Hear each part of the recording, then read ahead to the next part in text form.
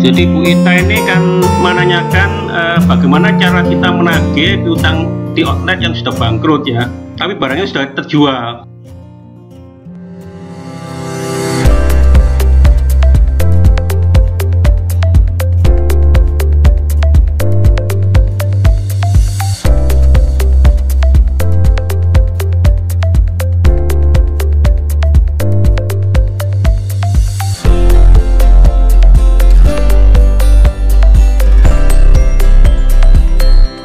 Ada mungkin pertanyaan yang lain, Bapak Ibu? Halo, ya Bu Mada. Bu Mada di mana? Cukup ya Bu ya? Pak. Iya ya, mungkin peserta lain ada yang mungkin bertanya untuk terkait materi ini? Ya. Mungkin ada pertanyaan lain yang selain ini Pak, dan yang terkait dengan saya. Iya makanya ini saya coba lihat di chat ya, di chat ini ada sebagian yang sudah saya jawab. Pak Frans. Iya silakan. Dari mana ya Pak? Untuk dari ini Bu, Pak siapa? Yuni. Pak siapa? Yuni. Yuni. Pak. Pertanyaan yang sama Ibu Ita Lestari. Iya. Itu mohon dibantu jawabnya Pak. Tadi saya sempat jawab Pak itu Pak. Coba saya lihat di chatnya ya Pak ya. Oke, baik, terima kasih. Ibu tadi bertanya mengenai suatu kejadian ya Bu ya. Bentar. Jadi Bu Ita ini kan menanyakan bagaimana cara kita menagih piutang di outlet yang sudah bangkrut ya, tapi barangnya sudah terjual. Nah itu bagaimana caranya? Ini saya sempat jawab Pak. Jadi kalau itu kan tergantung komitmen aja dari pihak pelanggannya. Kalau pelanggannya mungkin punya barang-barang lain yang mau diserahkan ke kita ya, sebetulnya kita nggak apa-apa, terima saja. Karena nanti tinggal bagaimana kita untuk menghitungnya, jadi menyesuaikan nilai dari barang yang diberikan dengan piutang yang ada di perusahaan kita gitu Pak. Jadi tergantung komitmen aja. Kalau memang itu masih ada barang-barangnya, tapi kalau nggak ada barang-barangnya mungkin cara lain nanti, caranya pasti lain. Halo Pak. Oke baik Pak, terima kasih. Iya Pak, terima kasih Pak. Mungkin ada pertanyaan yang lain? Atau mungkin ada pertanyaan dari sisi softwarenya. Dari sisi software yang dijelaskan tapi mungkin tadi suaranya agak kurang jelas ya Pak David.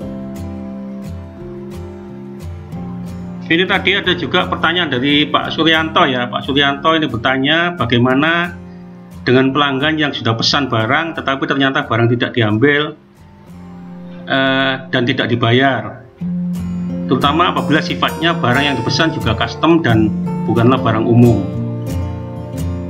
Ini pertanyaan dari Pak Sur. Kalau sifatnya custom ya memang ini risiko Pak, risiko ya Pak ya, Pak Surya. Tapi kalau barang itu tidak custom mungkin bisa dibatalkan, terutama kalau yang custom ini kan mungkin Bapak perlu DP ya. Sebelum dibuat kan harus di DP dulu mestinya, sehingga untuk mengurangi risiko tidak diambil kan masih ada cadangan untuk ini. Kalau custom ini kan tentunya harus ada semacam perjanjian kerjasama sebelum dibuat. Siang Pak Frans, terima kasih tanggapannya. Iya. Jadi memang betul, tipikal pelanggan ini macam-macam ya Pak ya. Tentu kami dari segi perusahaan juga sudah berupaya untuk ada semacam komitmen di awal ya. Tetapi terutama untuk barang-barang job order, artinya pesanan khusus, ya pelanggan tersebut sudah ada satu kesepakatan, sudah setuju, tetapi ternyata di tengah-tengah barang yang diambil, barang yang sudah jadi tidak diambil atau bisa jadi hanya ambil sebagian. Nah tentu idealnya adalah kita ingin semua pelanggan bisa memberikan kami jaminan kan gitu ya Pak ya. Tetapi realita yang terjadi di lapangan saat ini itu tidak seperti itu Pak. Ya mungkin sedikit berbeda jalur apabila distributor tadi memang sudah distributor besar ya Pak ya. Tetapi kalau umumnya yang menengah atau kecil bahkan sepertinya mereka juga masih sistem cowboy seperti itu ya Pak ya, dengan sistem kepercayaan. Artinya kalau oke ayo, kalau enggak ya sudah. Nah, artinya ketika ada pesanan misalkan 100 barangnya 100 piece gitu ya Pak ya. Iya, iya, oke. Ada yang cuma ambil 50, lalu 50-nya tidak diambil. Nah, seperti halnya seperti ini kan tentu kami selaku supplier juga sangat dirugikan Pak. Mungkin mohon penerangannya bagaimana bisa ada solusi untuk hal-hal serupa. Terima kasih Pak. Ya Pak Suryanto, memang ini kan termasuk ke ranah Pak risk management ya. Jadi bagaimana kita memanajemeni sebuah risiko kan. Ya biasanya kan kalau job order khususnya itu yang saya ketahui awalnya itu tentunya ada, kalau pelanggan itu masih baru ya disurvei dulu pelanggannya. Jadi bonafide tidaknya pelanggan itu kan harus disurvei dulu. Jadi dicek dulu apakah punya kemampuan bayar, apakah pelanggan ini betul-betul secara finansialnya bisa membayar kepada kita. Nah disurvei dulu, dicek. Setelah step itu, sebelum barang dipesan, kalau barang dipesan itu kan pasti mereka punya contoh, punya desain dan sebagainya.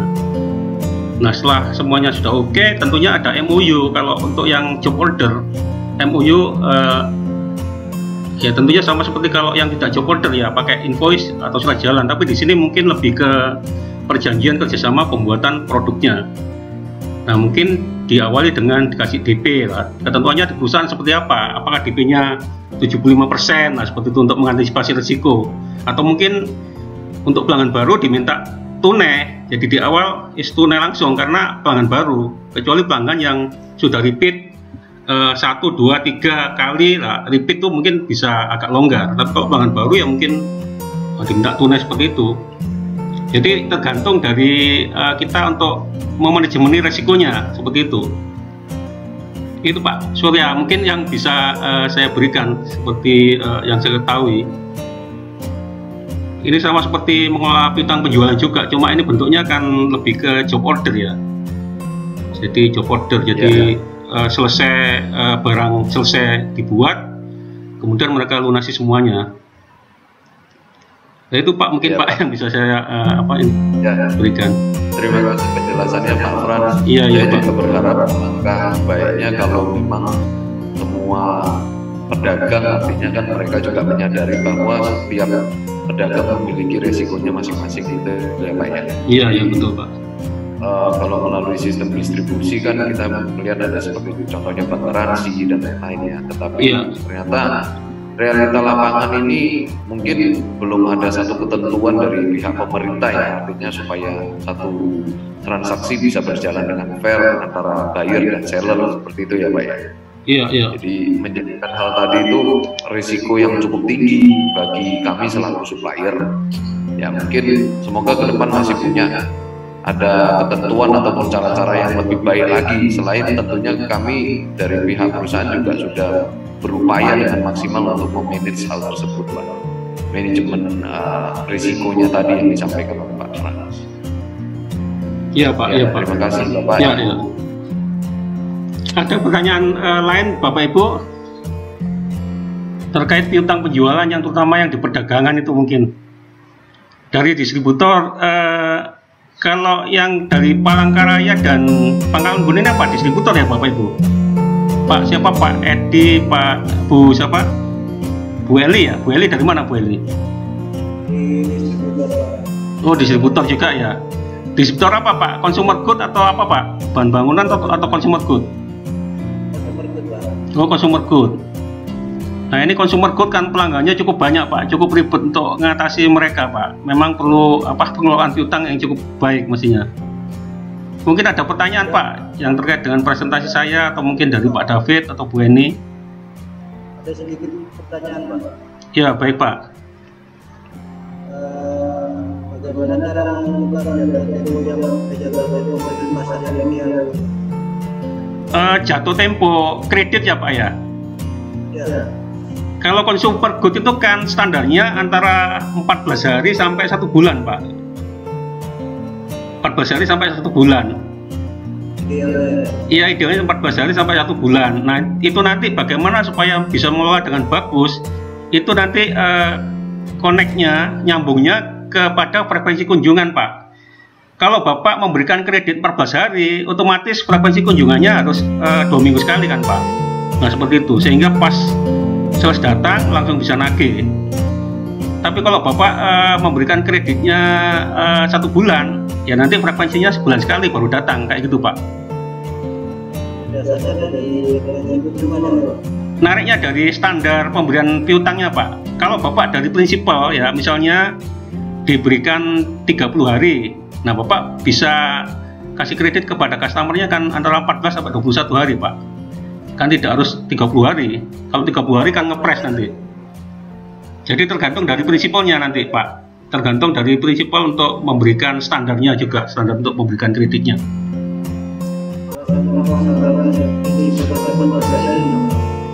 Bagaimana, Pak? Kalau misalkan prinsipal pasar kita 14 hari. 14 hari. Katanya kan kita nggak boleh lebih dari 14 hari dari pasar.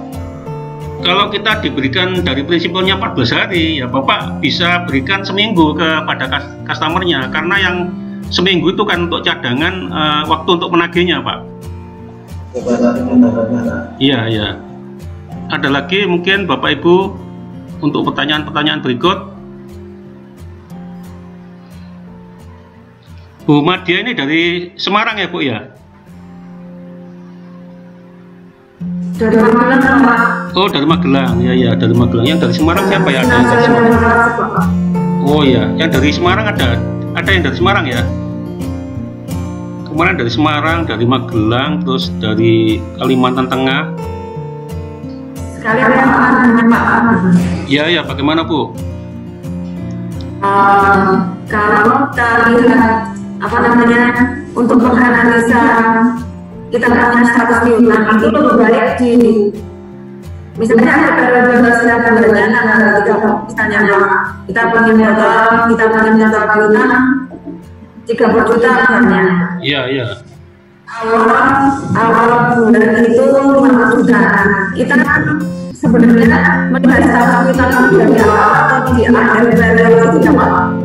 Untuk apa Bu? Melihat apa? Harus piutang ada yang ada gitu loh, Pak. Kalau Ibu punya umur maksudnya ini kredit ya, kreditnya misalnya 14 hari, itu bisa dilihat seminggu sekali Bu. Kalau 1 bulan sekali bisa 2 minggu sekali dilihatnya Bu. Tapi di akhir kita punya potong sisa piutangnya ya Pak, bukan di awalnya ya Pak. Apa Bu? Maksudnya sisa piutang? Ya, jadi potongnya adalah dari total kita punya piutang itu berapa? Iya, sisa piutang yang outstanding, maksudnya yang sisa yang sudah dilunasi semua. Iya, yang outstanding itu. Iya, dari itu Bu yang nanti yang diukur dari situ nanti. Iya. Sebenarnya untuk resiko piutang itu dari kita lihat statusnya ada apa lagi Pak? Kita bisa melihat resiko piutang itu Pak. Kurang ada ya Pak? Selain dari current dan overdue, ya ini Bu, melihat dari umur piutang mestinya Bu. Jadi pengelompokan umur piutang yang tadi saya akan sempat ini presentasikan seperti lampu merah itu ya, ada warna hijau, warna kuning dan merah. Nah itu masing-masing perusahaan bisa pakai indikator itu atau pakai umur piutang. Misalnya kalau kita memberikan kredit 30 hari, nah umur piutang yang dianggap merah itu yang umur berapa?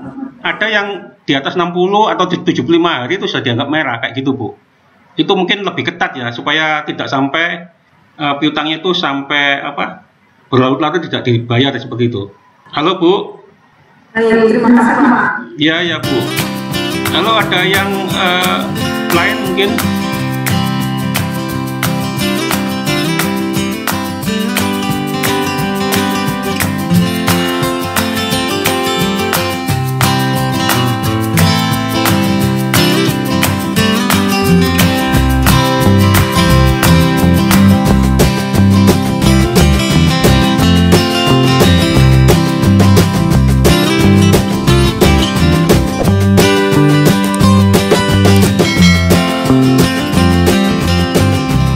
kasih.